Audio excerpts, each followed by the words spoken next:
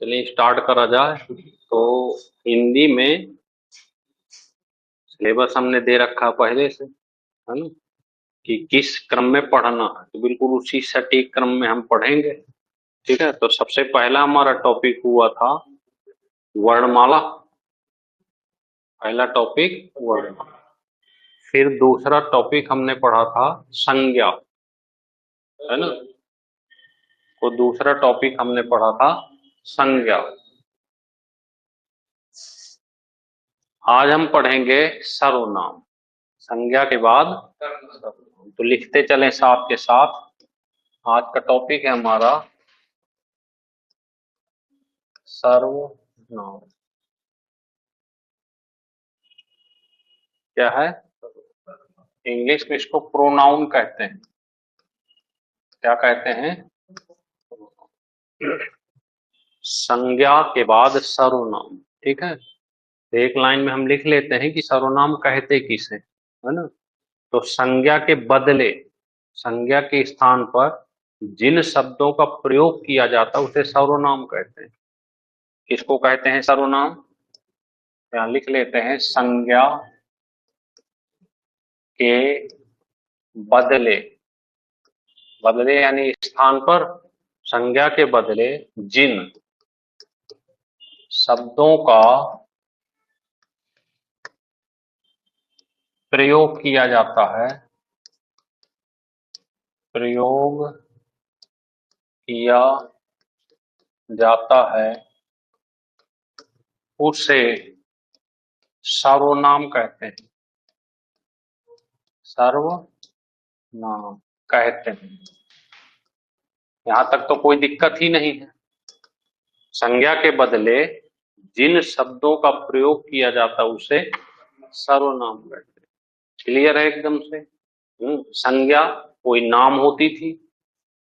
अगर राम कोई नाम है और राम के लिए हम वह शब्द का प्रयोग करते हैं तो इसका मतलब वो सर्वनाम हो गया। ठीक है ना। तो जहां भी संज्ञा के बदले जिन जिन शब्दों का प्रयोग किया जाए उसे सर्वनाम के सबसे पहला ही क्वेश्चन पूछता है कि सर्वनाम के भेद कितने होते हैं। तो यहां लिख लेते हैं, सर्वनाम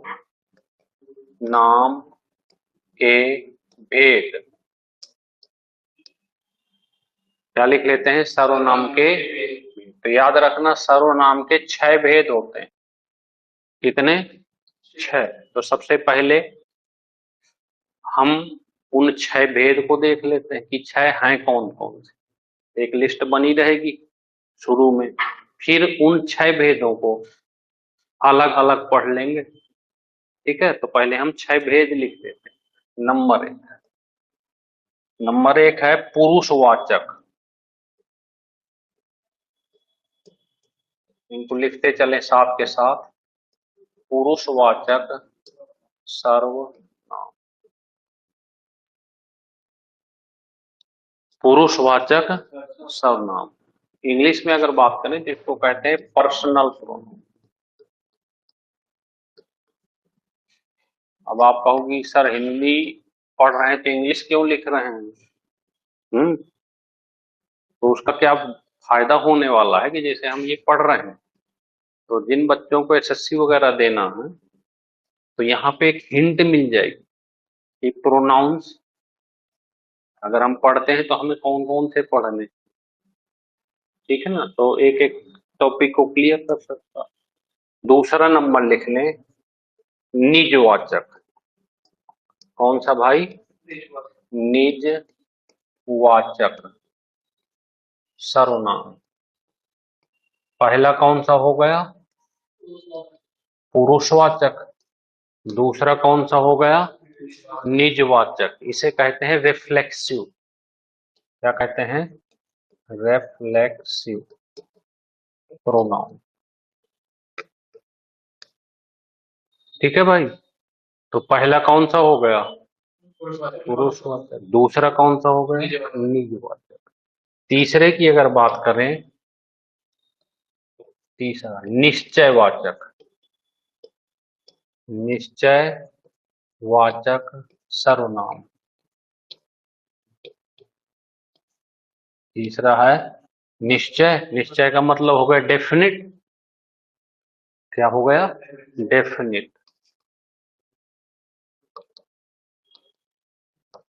प्रोनाउन। तो ये हो गया तीसरा कौन सा? डेफिनिट। पहला कौन सा हो गया? पुरुषवाचक। दूसरा निजवाचक। तीसरा निश्चयवाचक। अगर एक निश्चयवाचक है तो चौथा लिख लेते हैं अनिश्चयवाचक। अनिश्चयवाचक सर्वनाम।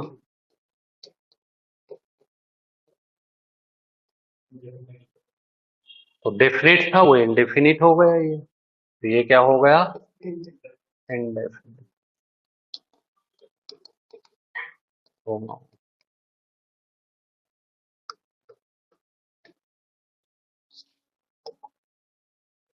बात क्लियर हो रही है? पांचवा, पहला कौन सा हो गया? पुरुषवाचक। दूसरा निजवाचक। तीसरा निश्चयवाचक। चौथा, चार क्लियर हो गए। अगला है संबंधवाचक। कौन सा भाई? संबंधवाचक। और संबंध रिलेशन होता है तो इसे हम लिख सकते हैं रिलेटिव प्रोनाउन। ये कौन सा हो गया? Relative pronoun. यहां तक बात क्लियर हो गई है ना? तो कितने हो गए अब तक? पांच हो गए। पहला कौन सा था? दूसरा निजवाचक। तीसरा निश्चय। चौथा अनिश्चयवाचक। और पांचवा संबंध। लास्ट जो बचेगा, तो लास्ट है आपका प्रश्नवाचक सर्वनाम। देखिए इतनी बड़े हिंदी करा देंगे आराम आराम से कि कोई भी पेपर देने जाओगे तो अगर 40 क्वेश्चन आते हैं तो कम से कम 36 करके ही आओगे। बस कुछ नहीं करना। हफ्ते में एक दिन चलती है फ्राइडे स्पेशल, तो आपको 10 मिनट डेली देना है। किताब आप सबके पास है। हम्म पूरे हफ्ते उस किताब में जितनी भी टेस्ट वेस्ट हो, तो पूरे हफ्ते हिंदी में क्या चीज तैयार करनी है? सर्वनाम।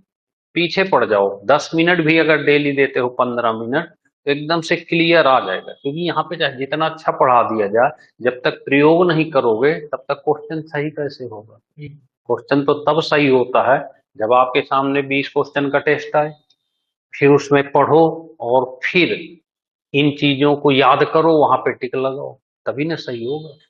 और यहाँ तो चाहे जितना अच्छा टॉपिक समझा दिया जाए, समझ में तो आ जाएगा, लेकिन जब तक सामने प्रयोग नहीं होगा तो कैसे सही होगा? तो हमें टॉपिक क्लियर करना है और उसके बाद प्रयोग जरूर करना है। तो इंग्लिश में, ये हिंदी में हो गया प्रश्नवाचक। अगर इंग्लिश में बात करें तो इंटेरोगेटिव प्रोनाउन। ये तो इस तरह से, ये देखिए, संज्ञा के बदले जिन शब्दों का प्रयोग किया जाए उसे क्या कहेंगे? सर्वनाम कहेंगे। सर्वनाम के भेद कितने होंगे? 6। पहला क्या होगा? पुरुषवाचक। दूसरा निजवाचक। तीसरा निश्चयवाचक। चौथा अनिश्चयवाचक। और संबंधवाचक और प्रश्नवाचक। अगर हम थोड़ा सा भी दिमाग लगाएं, हम्म तो इसको, इसके शब्द से ही हम सर्वनाम पकड़ सकते हैं। क्यों भाई? पुरुषवाचक का मतलब पुरुष की बात कर रहा है, और पुरुष 3 कैटेगरी में आते हैं। पुरुष किसमें? 3 कैटेगरी में। 3 कैटेगरी कौन कौन सी? ध्यान से समझिएगा। नंबर 1, यहीं पे 3 कैटेगरी वो आती है। एक तो वक्ता, किसको कहते हैं? अपनी बात कहेगा। क्यों? अगर मैं अपनी बात कर रहा हूं तो मैं अपने आप को दो तरह से संबोधित कर सकता हूं। कैसे? मैं या हम। क्यों? अपने लिए हम क्या कर सकते हैं? दो ही शब्द बोल सकते हैं। तो मैं कहूंगा अपने आप को। ये हमारे एक नेताजी थे, लालू प्रसाद यादव जी का नाम सुने होंगे। तो वो हमेशा अपने आप को मैं न कह के हम कहते थे, हम कहता हूं। तो या तो आई कहेंगे या वी कहेंगे। हम्म। पर बस यह है कि आई में लगता है एक की बात चल रही है, और वी जब आ जाता है तो लगता है कई लोगों की बात चल रही है ना। तो यहां पर जब पुरुषवाचक सर्वनाम की बात चले तो तीन कैटेगरी हो जाएगी। एक तो हो गया वक्ता, और वक्ता जब हम अपनी बात को किसी से कहेंगे तो श्रोता भी तो चाहिए। क्यों? क्या चाहिए? श्रोता चाहिए। तो दूसरा हो गया श्रोता। जब ये वाला व्यक्ति किसी से बात करेगा तो सुनने वाला भी तो चाहिए, और सुनने वाला को हम क्या संबोधित करेंगे? किस शब्द से संबोधित करेंगे? या तो तुम कहेंगे या आप कहेंगे। क्यों? यहां पर तो मैं अपने आप को या तो मैं कहूंगा या हम कहेंगे। और जब सामने किसी से बात करेंगे तो उसको हम क्या संबोधित करेंगे? भाई या तो तुम कह देंगे, थोड़ा रिस्पेक्टेड होगा तो आप कह देंगे। समझ रहे हैं? जैसे हम, मैं बात कर रहा हूं, पढ़ा रहा हूं यहाँ पे, तो मैं पढ़ा रहा हूं, किसको पढ़ा रहा हूं? जो सामने बैठा हुआ है। अब एक जो खास कैटेगरी तीसरी आती है, तो जब दो लोग बैठ के बात करते हैं तो किसी तीसरे की बात करते हैं, और तीसरा वहां होता नहीं है। क्यों? है बात सही कि नहीं? और भाई क्या हाल है यार, बताओ कि एक समय था। एक समय था, हम तीन लोग थे, और तीनों कितने अच्छे दोस्त थे। ऐसा धोखा दे के चला गया, वो है नहीं मौके में, तो बात किसकी चल रही है? तीसरे की। ये धोखा दे दिया है। बताओ, कितनी अच्छा सब कुछ सही चल रहा था। तो हम उसकी या तो बुराई करेंगे या भलाई करेंगे। तो ये तीसरा जो हो गया, जिसके बारे में बात करी जाए, तो तीसरी कैटेगरी ये हो गई। हम्म अब इसकी भाषा में अगर बात करें कि इसकी भाषा में इनको क्या कहते हैं, तो इनकी भाषा में याद रखना, जो ये वाला व्यक्ति है इसको कहते हैं उत्तम पुरुष। क्या कहते हैं? और इसको कहते हैं मध्यम पुरुष,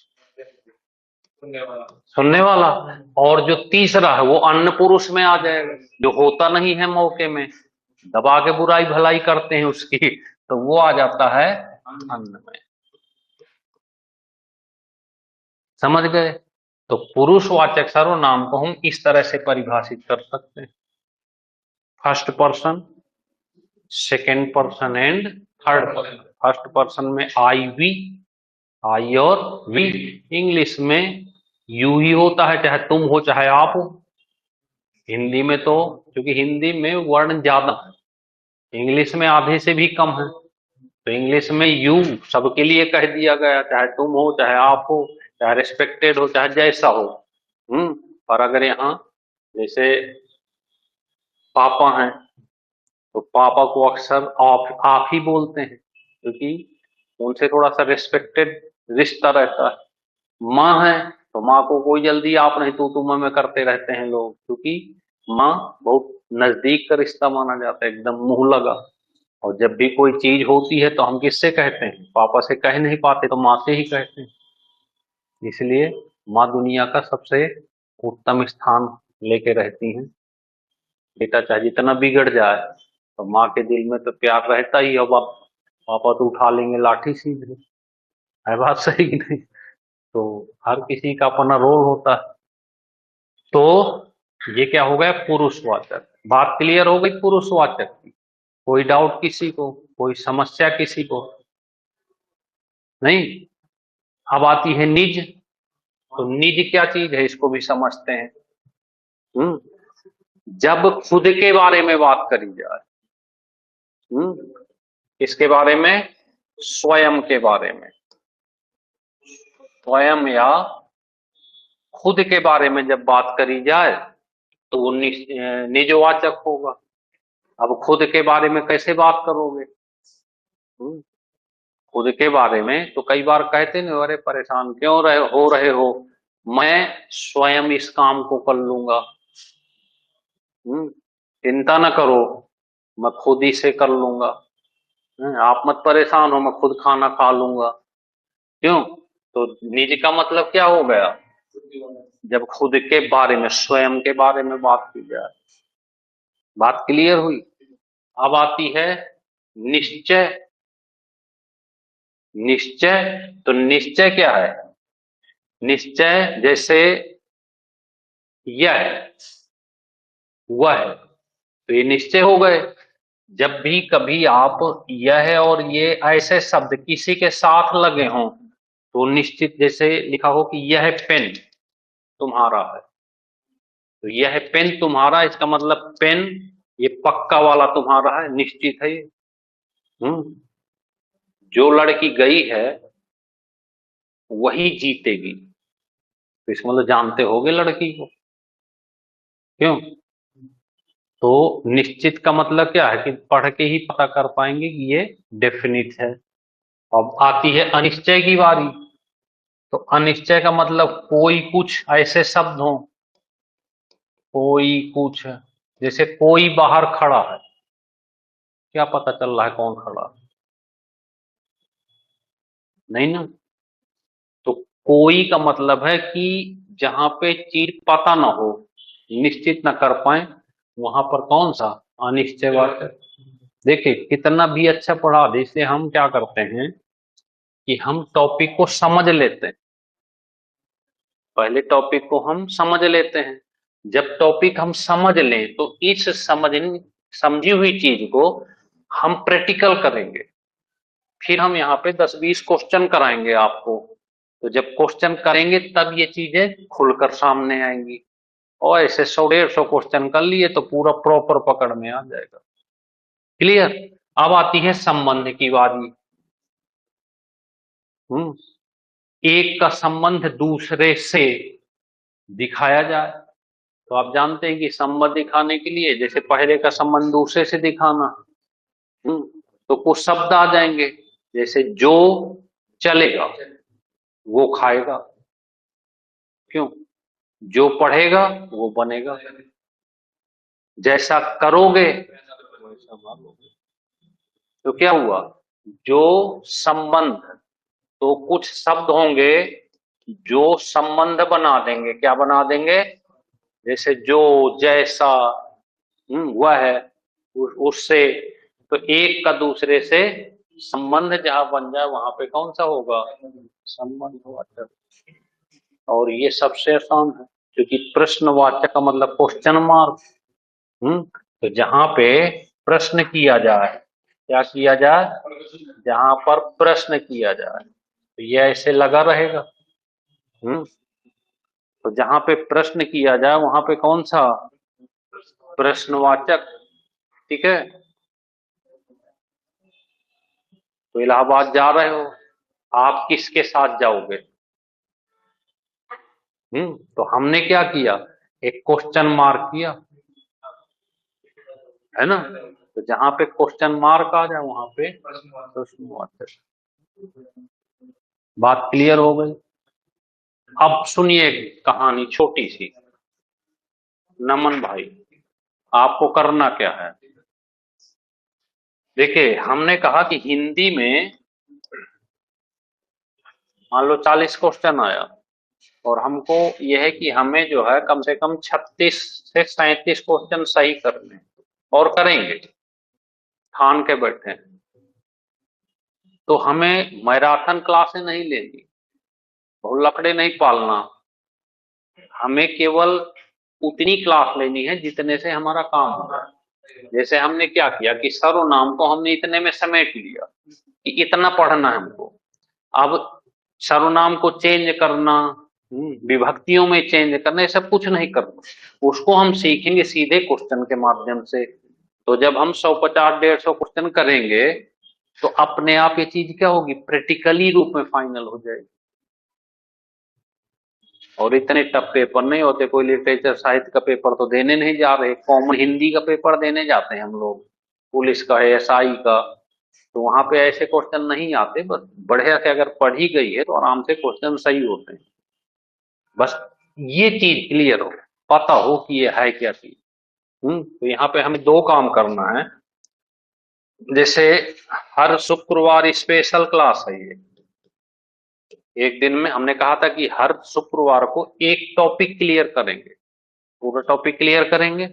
क्लियर करने के बाद फिर इसको आप पूरे हफ्ते इसी पे टाइम देना है। तो जैसे हमारे 3 टॉपिक हो गए, एक वर्णमाला हो गया, एक हमारा संज्ञा हो गया, अब ये तीसरा हो गया सर्वनाम। तो अब हमें क्या करना है, इन तीनों टॉपिक पे जोर लगाना इस हफ्ते। जब जब मौका मिले, ज्यादा टाइम नहीं देना, 15-20 मिनट, आधे घंटे मान लो। तो आधे घंटे में कुछ ये पढ़ लिए, कुछ ये पढ़ लिए, कुछ ये पढ़ लिए, इन पे फोकस करना। दूसरी चीज, प्लस जरूर कर लो यहाँ पे।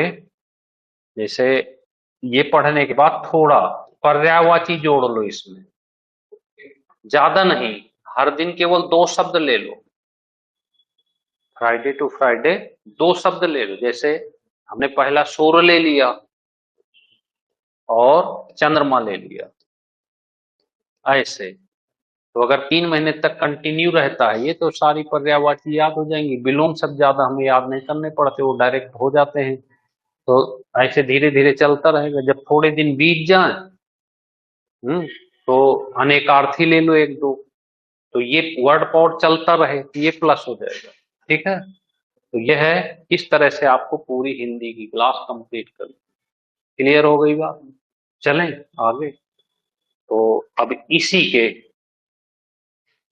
कुछ क्वेश्चन कर लेते हैं टेस्ट के रूप में, और आपसे पूछ लेते हैं 10-20 क्वेश्चन। तो पता चलेगा कि कहाँ परेशानी आ रही है इसमें। ठीक है। तो देखते हैं, 10-20 क्वेश्चन आपसे पूछते हैं यहाँ पे, तो एक प्रैक्टिकल सा हो जाएगा और एक आइडिया लग जाएगा पूरे हफ्ते हमें करना क्या है।